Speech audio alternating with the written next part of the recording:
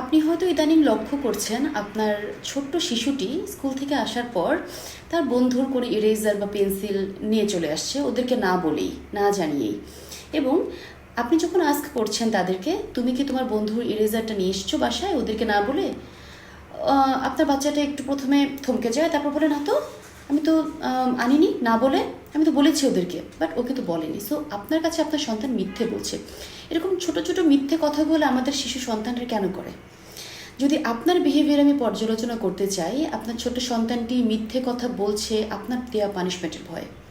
মনে করে দেখুন, এর আগে কোন সত্যি কথাটা বলার পরে আপনার সন্তানকে আপনি খুব হার্শলি পানিশ করেছিলেন, সেটা বিহেভিয়ারালি হোক, সেটা কর্পোরাল বা চর থাপ্পড় দেওয়ার মাধ্যমে হোক, আপনি তাকে পানিশ করেছিলেন।